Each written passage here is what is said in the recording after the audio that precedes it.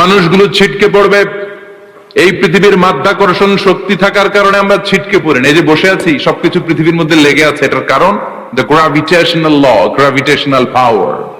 এটা পৃথিবীর সবকিছু তার কেন্দ্রের দিকে টেনে রাখে। কিন্তু কিয়ামতের দিন আল্লাহ পৃথিবীটারে ধরে যখন একটা ঝাঁকুনি দিবেন, একটা কাঁপুনি দিবেন, একটা ভাইব্রেশন দিবেন, একটা আর্থকোয়াক, একটা ভূমিকম্প দিবেন, মুহূর্তের মধ্যেই পুরো পৃথিবীর সবকিছু ছিটকে পড়ে যাবে। চিল্লায় পড়েন আল্লাহু আকবার। মানুষগুলো পৃথিবীতে বসে থাকতে পারবে না, দাঁড়িয়ে থাকতে পারবে না, ডানে বায়ে সামনে পিছনে কে কোথায় ছিটকে পড়বে কোনো ইয়ত্তা থাকবে না। কাল ফারাশিল মাবসুস, মানুষগুলো বিক্ষিপ্ত পতঙ্গের মতো নিক্ষিপ্ত হবে। শীতকালে ছেলেপেলেরা গ্রামাঞ্চলে অনেক সময় র্যাকেট খেলে না, ব্যাডমিন্টন খেলে, দেখবেন ওই খেলার জন্য শীতকালে ক্ষেতের মাঝখানে বাঁশ গেড়ে দেয়, আর বাঁশের মধ্যে লাইট লাগায় দিলে, ওর মধ্যে লাইট লাগালে কোত্থেকে যেন অনেক পোকা চলে আসে, ডান দিকে একটা, বাঁ দিকে একটা, সামনে পেছনে ছিটকে ছিটকে পড়ে। কিয়ামতের সেই কঠিন দিন মানুষগুলো বিক্ষিপ্ত এরকম পতঙ্গের মতো ডানে বায়ে ছিটকে ছিটকে পড়বে। পাহাড়গুলো চূর্ণ বিচূর্ণ হয়ে যাবে, ভেঙে খান খান হয়ে যাবে।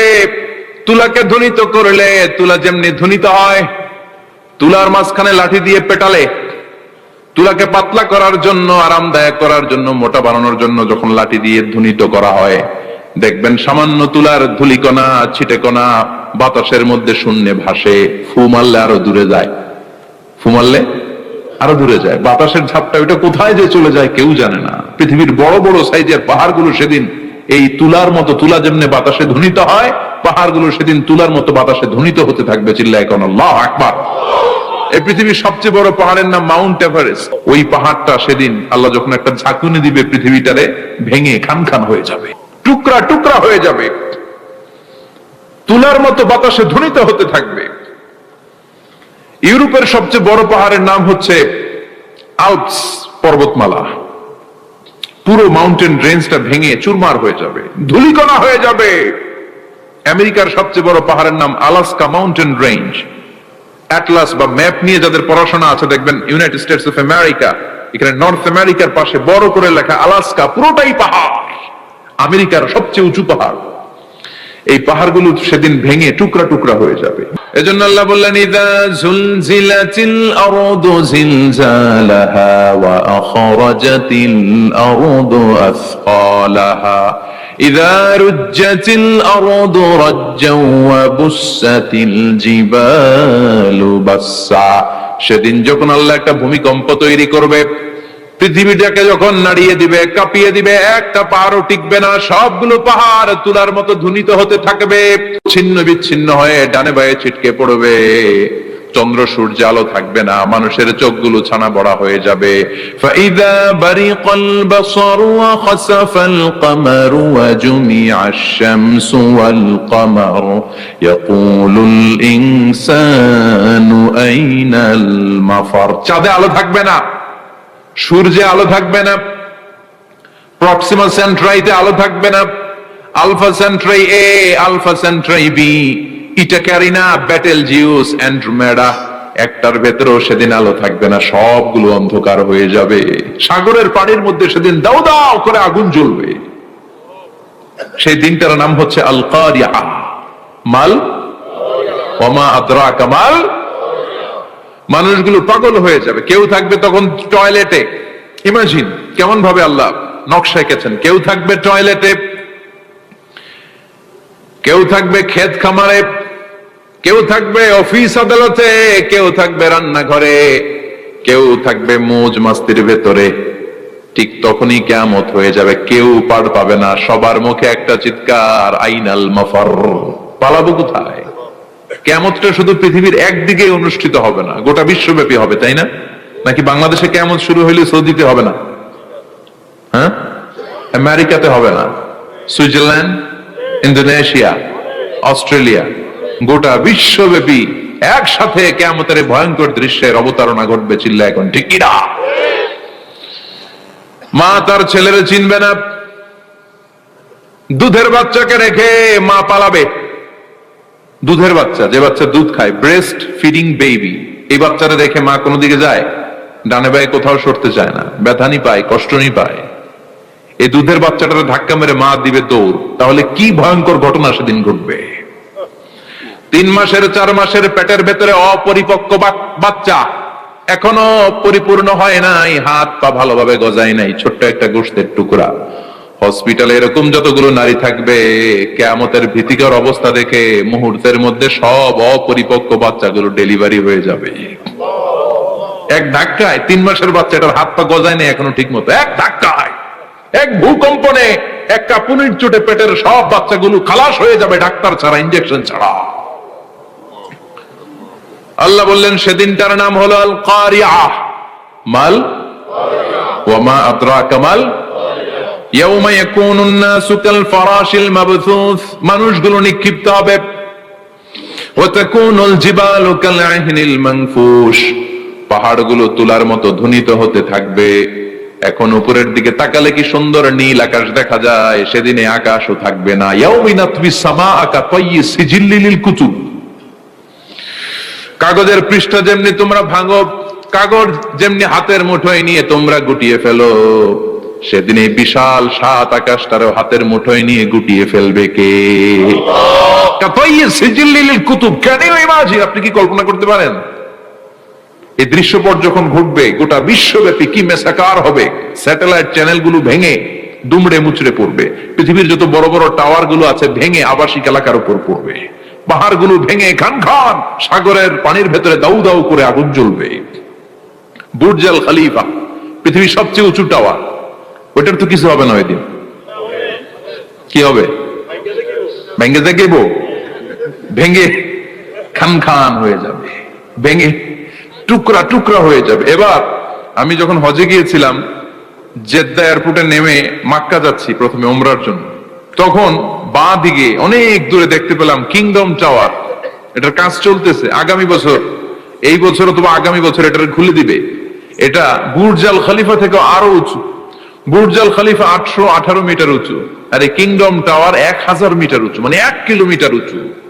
কিয়ামতের ওই ঝাঁকুনি আর ভূমিকম্পের সময় এগুলো টিকবে একটাও? আরো যে টাওয়ার গুলো আছে, সাংহাই টাওয়ার,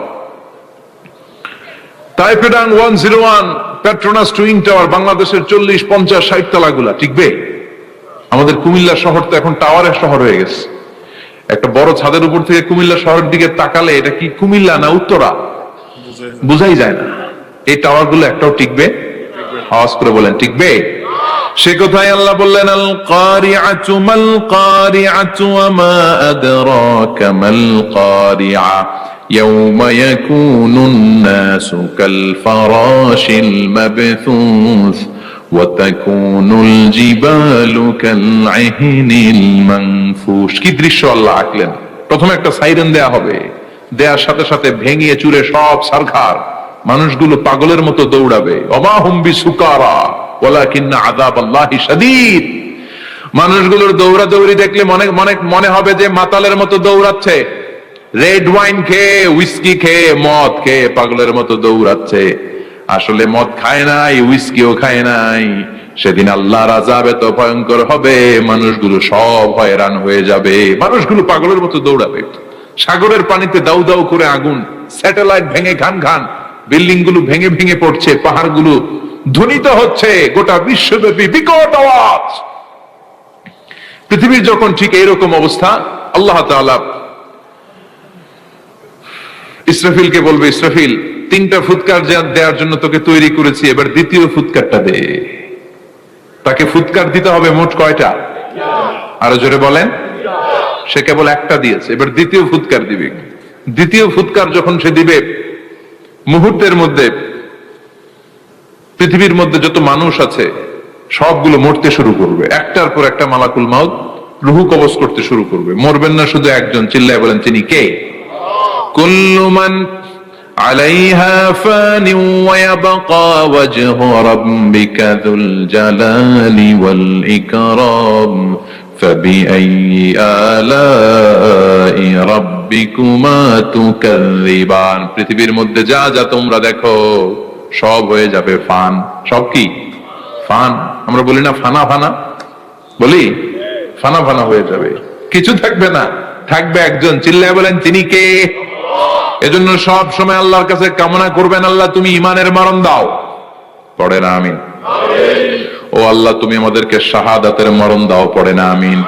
আমাকে শহীদ করে সেই মিছিলে শামিল করে নিও, যে মিছিলের নেতা মীর হামজা খোবায়েবে খাব্বাব আল্লাহর কাছে ছিল অতি প্রিয়, শামিল করে নিও।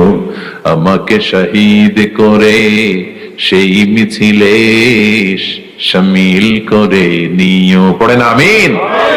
বিশ্বনবী বলেন, শাহাদাতের তামান্না নিয়ে যদি, অন্তরে শাহাদাতের ইচ্ছা নিয়ে যদি, শাহাদাতের তামান্না নিয়ে যদি কেউ বিছানার মধ্যে ডায়রিয়া রোগে আক্রান্ত হয়েও মারা যায়, হার্ট অ্যাটাক করেও মারা যায়, স্ট্রোক করেও যদি মারা যায়, কিন্তু অন্তরে যদি শাহাদাতের তামান্না থাকে, কিয়ামতের ময়দানে শহীদদের সাথে তারে দাঁড় করাবে কে?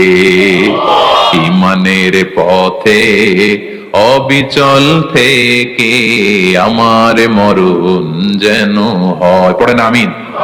আমার সাথে সাথে বলেন, ঈমানের পথে অবিচল থেকে আমার মরণ যেন হয়।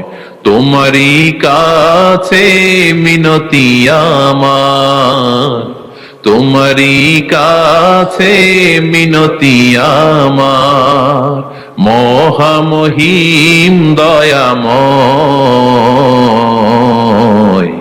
ঈমানের পথে অবিচল থেকে আমার মরণ যেন হয়। পড়েন আমিন।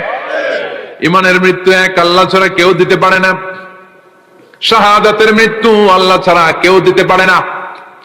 এজন্য আখের যদি ভালো হয়, সব ভালো তার, শেষ ভালো যার। বিশ্বনবী দোয়া করতেন, আল্লাহুম্মা রযুকনা হুসনাল খাওয়াতিম, আল্লাহুম্মা রযুকনা হুসনাল খাওয়াতিম। প্রতিদিন সব সময় নামাজের পরে পড়বেন, আল্লাহুম্মা রযুকনা হুসনাল খাওয়াতিম, আল্লাহুম্মা রযুকনা হুসনাল খাওয়াতিম। আল্লাহ আমাদের শেষটাকে ভালো করো, আমাদের শেষটাকে তুমি ঈমানের উপর করো। পড়েন আমিন। অনেক আল্লাহওয়ালা নামাজি শেষ জীবনে মুরতাদ হয়ে যায়, নাস্তিক হয়ে যায়, আছে না নাই? মুফাসসির ইসলামের নাম শুনছেন? অনেক ইসলামের বয়ান দিত লোকটা শুরু থেকে আমি তাকে চিনতাম। অনেক ইসলামের বয়ান করত, ইসলামের পক্ষে এসে অনলাইনে কথা বলতো। আস্তে আস্তে আস্তে আস্তে নাস্তিক হয়ে গেছে। এজন্য বিশ্বনবী বলতেন, আল্লাহুম্মা রযুকনা হুসনাল খাওয়াতিম, আল্লাহ শেষটা আমার ভালো করো, আমার শেষটা যেন কালিমাতুত তাইয়্যিবা লা ইলাহা ইল্লাল্লাহর উপর হয়, আমার শেষটা যেন ঈমানের উপর হয়। পড়েন আমিন। এক সাহাবা জিহাদের ময়দানে, বুখারীর বর্ণনা, যুদ্ধের ময়দানে সে সামনে যাই পাচ্ছে, লা তাজিদু শাযযা ওয়ালা ফাযযা ইল্লা ইয়াকতুলু বিসাইফি, বিশাল তলোয়ার নিয়ে আল্লাহু আকবার বলে বলে কাফের আর মুশরিকের বাচ্চাগুলোরে কচুকাটা করছে। সাহাবী নবীর কাছে এসে খুশ খবর দেয়, ও নবী দেখেন আপনার সাহাবী দিন কায়েমের আন্দোলনে কালিমার পতাকাটারে জমিনের বুকে পতপত করে উড়ানোর জন্য কেমন করে যুদ্ধের ময়দানে, জিহাদের ময়দানে কাফের আর মুশরিকদেরকে কচুকাটা করছে। নবী দেখেন, আজকে জিহাদের ময়দানে যুদ্ধের সব সওয়াব আল্লাহ এই সাহাবীরই দিয়ে দিবে। বিশ্বনবী বললেন, হুয়া ফিন্নার, সে জাহান্নামে যাবে। সাহাবীরা তো অবাক, জীবন বাজি রেখে তলোয়ার নিয়ে কাফেরদের সাথে যুদ্ধে ময়দানের মধ্যে লিপ্ত, একটার পর একটা কাফের গুলোরে হত্যা করে জাহান্নামের মেহমান করে পাঠিয়ে দিচ্ছে। এই লোকটা কেমন করে জাহান্নামী হয়? বিশ্বনবী বললেন, হুয়া ফিন নার, এই লোকটা জাহান্নামে যাবে, এরে কেউ বাঁচাতে পারবে না, জাহান্নামী। এক সাহাবী মনে মনে বলল, এই লোকটা কেমন করে জাহান্নামী হয়, আমি তার পেছনে পেছনে দেখবো তার শেষ পর্যন্ত কি ঘটে, কারণ নবী যা বলে এটা তো কোনোদিন মিথ্যা হতে পারে। সাহাবী লুকিয়ে লুকিয়ে তার পিছু নিল। দেখলো যুদ্ধ করতে করতে জিহাদের ময়দানে শত্রুদের মাঝখানে এক ঘাটির ভেতরে সে মারতে মারতে চলে গিয়েছে। মারতে মারতে কাফেরদের মাঝখানে এমন জায়গায় চলে গিয়েছে, চারদিক থেকে কাফেররা তাকে ঘেরাও দিয়ে ফেলেছে। এবার আর সে পারে না। দীর্ঘ সময় যুদ্ধ করতে করতে এবার ক্লান্ত শ্রান্ত, এবার নিজেও মারে আবার মাইরও খায়, মারে আবার মাইরও খায়। খেতে খেতে হঠাৎ এক কাফেরের তলোয়ারের আঘাত তার ডান হাত নাই, এক কোপে ডান হাতটা জমিনে পড়ে গিয়েছে, ফিনকে দিয়ে রক্ত। ব্লিডিং হতে হতে, রক্তপাত হতে হতে সাহাবী নিস্তেজ, আর পারে না, আর সহ্য করতে পারে না, শাহাদাতের জন্য অল্প একটু দেরি। এই অল্প একটু দেরি সাহাবীরা সহ্য হয় নাই। ওই সাহাবী নিজের তলোয়ারটা জমিনের মধ্যে গেড়ে তলোয়ারের উপরে ঝাঁপিয়ে পড়েছে। তলোয়ারের এক মাথা পেটের এইখান দিয়ে ঢুকে পিঠের ওই পাশ দিয়ে বের হয়েছে। যে সাহাবী পেছন থেকে ফলো করেছে সে বলে আশহাদু আন্না মুহাম্মাদ রাসূলুল্লাহ, আল্লাহু আকবার।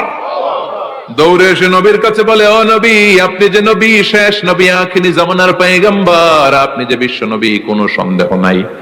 আমি নিজ চোখে চাক্ষুষ দেখে এসেছি আপনার ওই সাহাবা আত্মহত্যা করে দুনিয়া থেকে বিদায় হয়েছে। এজন্য শেষটা কার, শেষটা কিভাবে যায় আমরা জানি। এজন্য আল্লাহর কাছে আমরা ফরিয়াদ করি আমাদের মৃত্যু যেন ঈমানের মৃত্যু হয়। আমিন পড়েন, আর জোরে পড়েন আমিন। দ্বিতীয় ফুৎকার দেওয়ার সাথে সাথে আল্লাহ মালাকুল মাউতকে বলবে, ও মালাকুল মাউত, পৃথিবীর সব মানুষগুলোর রুহু কবজ কর। সব মানুষের রুহু কবজ হয়ে যাবে, সব জিনদের রুহু কবজ কর, সব জিনদের রুহু কবজ হয়ে যাবে। এবার সব ফেরেশতাদের রুহু কবজ কর, সব ফেরেশতাদের রুহু কবজ হয়ে যাবে। আল্লাহ বলবেন আখবিরনি মাইয়া বকা, আর কে কে বেঁচে আছে বল। মালাকুল মউত বলবে, আল্লাহ মানুষগুলো সব শেষ, জিনগুলো শেষ, ফেরেশতাগুলো শেষ, শুধুমাত্র 4 জন বড় বড় ফেরেশতা এখনো মরে নাই। আল্লাহ বলবে, যা জিব্রাইল, মিকাইল, ইসরাফিল, যে ইসরাফিলের ফুৎকারে কিয়ামত হয়েছে, ওই ইসরাফিলকেও শেষ করে ফেল। জিব্রাইল, ইসরাফিল, মিকাইল সব শেষ। এবার মহাবিশ্বে কেউ নাই। আল্লাহ বলবেন আখবিরনি মাইয়াবকা, ও মালাকুল মাউত আজরাইল, এবার কে আছে? কয় কেউ নাই, সব শেষ। কেউ আছে? কেউ নাই, সব শেষ। আছে শুধু আল্লাহ আর মালাকুল মাউত, ঠিক কি না? আল্লাহ বলবে আখবিরনি মাইয়াবকা, ও মালাকুল মাউত, আমারে বল কে আছে? কয় আমি আছি। কয় তুই মর। আমি আছি, আমি। আল্লাহ বলবে তাহলে এবার তুই মর। তুই মর শোনার সাথে সাথে মালাকুল মাউতের কাঁপুনি ছুটে যাবে, খিচুনি ছুটে যাবে, ভয়ে ভয়ে খিচুনি ছুটে যাবে। কারণ মৃত্যুটা তো সে দেখেছে। দুইটা সিস্টেমে মালাকুল মাউত রূহ কবজ করে। আপনারা যারা আল্লাহওয়ালা, আপনাদের মাথার সামনে এসে একটা যুবক, সুশ্রী, যত সুন্দর হতে পারে একজন মানুষ, এরকম একজন মানুষের চেহারায় আসবে আপনাদের কাছে। এসে সুগন্ধি পারফিউম মাখা সাদা ধবধবে কাপড় পরে এসে আপনার শিওরে বসবে। এসে খুবই বিনয়ের সাথে, ভদ্রতার সাথে বলবে, ইয়া আইয়াতুহান নাফসুল মুতমাইন্না, ইয়া আইয়াতুহান নাফসুল মুতমাইন্না, ইয়া আইয়াতুহান নাফসুত তাইয়্যিবা, হে পবিত্র আত্মা, বের হয়ে আয়। বলার সাথে সাথে আপনার রুহুটা স্মুথলি বের হয়ে যাবে। ইয়াতি বিহানুত মিন হানুতিল জান্নাহ, কাফান মিন আকফানিল জান্নাহ, জান্নাতের হানুতে করে কাফনের মধ্যে পেঁচিয়ে আপনার রুহুটারে মালাকুল মাউত ইল্লিনে নিয়ে যাবে।